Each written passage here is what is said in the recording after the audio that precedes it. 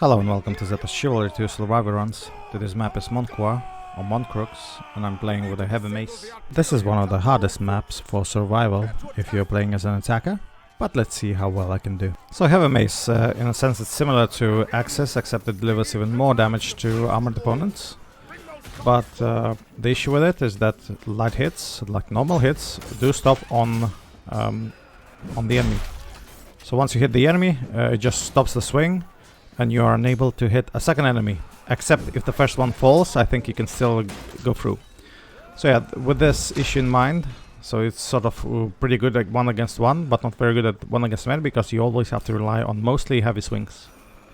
But if you gather enough momentum and can dance around the enemies, that's not a problem really.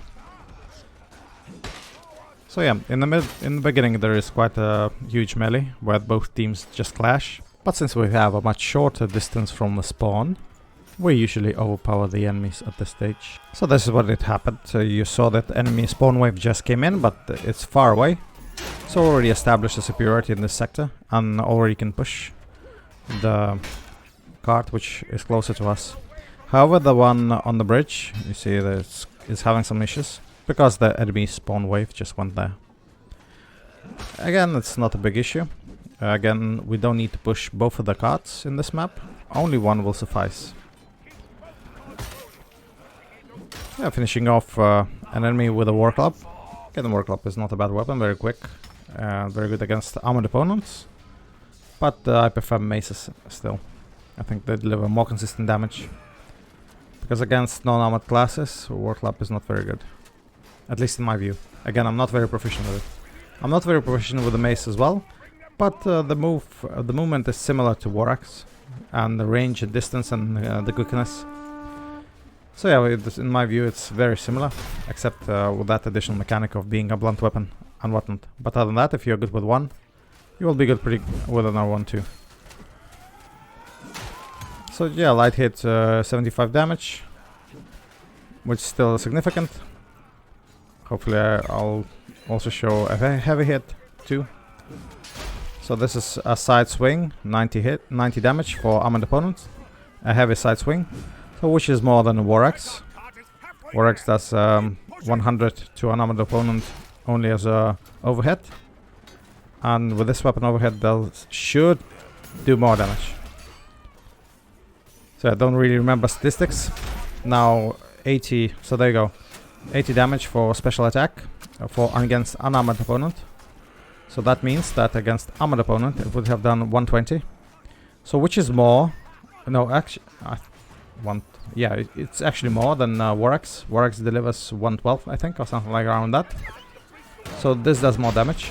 Again, those 10, you can argue that 10 HP is not consequential, and you will be partially right. But actually, the most used class is knights. So usually when I liked about Chivalry 1 that if you press tab you can see in the scoreboard the classes enemies and friendlies are using. So you can deduce what kind of weapon would suit best. So if I would see a lot of knights, I would take a blunt weapon. And if I would see a lot of vanguards, I would take a weapon without armor amplification. Unfortunately this is not the case in Chivalry 2 and you are not able to see the list of characters people are using, so you just have to rely on it sort of being universal one. So mace is not universal. It mostly, again, very good against armored opponents, but not very well. I'm not saying not very good. It does not have additional staying power against unarmored opponents, but still hits like a truck, so I don't mind. Yeah, nice hits from behind. Always works against any class and with almost any weapon, except those you're not proficient with, so you might whiff even hitting people from behind. So we're now in the most precarious stage of this map, where survival is really tough. So in a sense we have to put the bombards next to the wall and blow it up. It takes a lot, maybe around 10 or 8 bombards, don't really remember. Because I'm not usually the guy who carries bombards. Not when I'm doing survival runs. Otherwise I would do, but again, Having bombard in your hands makes you very slow and susceptible to ballista fire, and that would ruin instantaneously the survival run. So instead of that, I have to do a different tactic. I have to go in, trim as much as I can the waves of opponents, so our friendly guys can push and put the bombards on the objective. So that's my goal here. And now I even want to risk and go up. This is unorthodox. Usually if you go up, it's a bit trickier to go down. I mean, if you don't want to die. But here many kills can be scored. So immediately I'll pick up 1 out of damage, 120 for special attack. Now whiffed my hit because it hit the ballista behind the guy, not the guy himself. But it's okay, I just dragged and finished the second opponent here. Now for additional points, and since I want to recuperate my life and see what's happening, I decided to whack the ballista. And now again a precarious situation. I'm being chased by the enemy spawn wave. I landed on my feet, although it took more than half my HP away. So it was a risky gamble, and I do not usually like to do it, but I think I had no choice, because that one guy on the wall might have had backup. So instead this was the decision, and since I knew that falling down would not kill me instantaneously, I could gamble and do this. So yeah, good decision from my part, at least I think so. An archer here. He of course going down.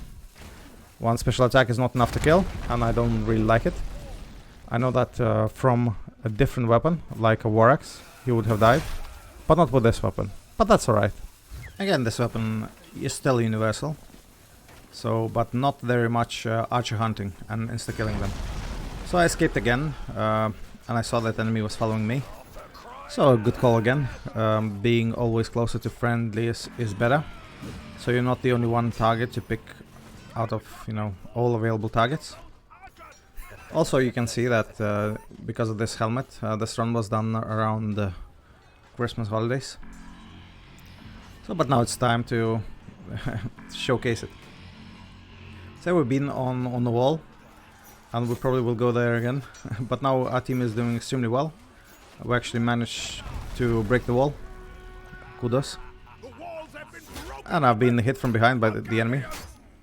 But it's not an ambusher class. It's just a guy with a knife. Still hacked me, took away half of my HP. Of course, one hit was completely when I was not watching. But still, if that would have been an ambusher, I could die from the second hit. So yeah, the ambushers are better. And if you have Vanguard running away just with a kitchen knife, then you're not playing Vanguard correctly. You should take the biggest weapons there are and just hack everyone to pieces. Now I received a very nice execution axe hit. Not sure why I did not react, but still. Again, I was in commanding position, could retreat any time. So that's what I did. If I'm fighting a losing battle, I'd rather escape. For some reason here I was not able to climb. Again, I already mentioned that this map is rather lacks some polishing, in my view. Oh yeah, and so we can continue further, but only with additional bandage in my inventory.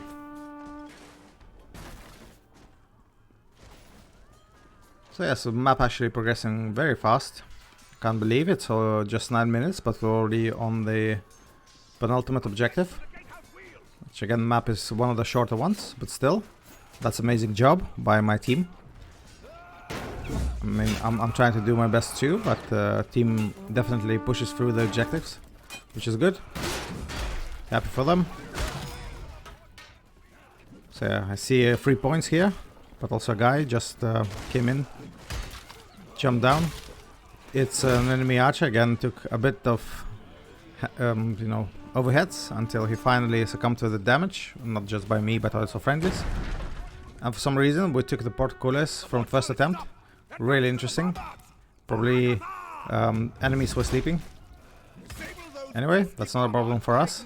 That's a problem for the enemy. Now I see one guy just desperately needs my help. Now since they do so much good things for getting the objective, I don't mind reviving them. Get enemy Vanguard, try to escape. He did not manage to do that.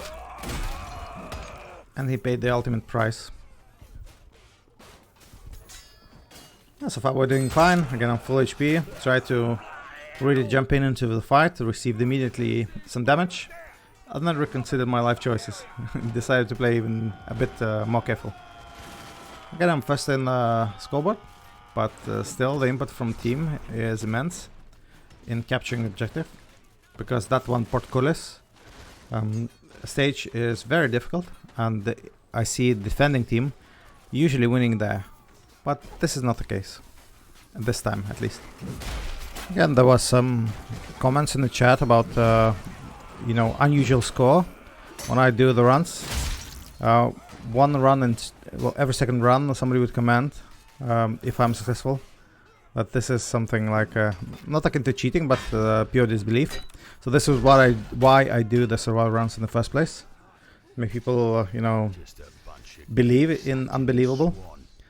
Now you saw the classical example of Chivalry 2 weapon timer, where the weapon's still on the ground. You threw it, you are unable to pick it up, although you see the model. So yeah, this is an issue. So now my weapon has changed, but this is the sole reason because of timer that exists in Chivalry 2.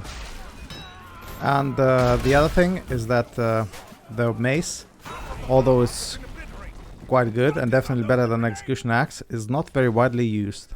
What a shame. Yeah, so Dimitro writes stuff. Yeah, so aside from chat, I'm just again we're trying to have a very civilized conversation in Chivalry 2 chat. Just keep up with the tradition. Usually it's full of really garbage, but now it's quite fun. More the joke. So yeah. Anyway, the map is ending. Quite a short run actually. It's just you know, we've just been here in less than 12 minutes and already the last objective is being lit on fire. So well, I think it is a stack team. Regardless, I did not join specifically attackers or defenders, just what I was put into. Again, oh, the enemy managed to defend this time, but that's alright, it's still under fire, and I think this time is the charm. 35 kills, so that's around 3 kills per minute. I enjoyed this run, and I hope you did too. Thank you for watching, see you next time.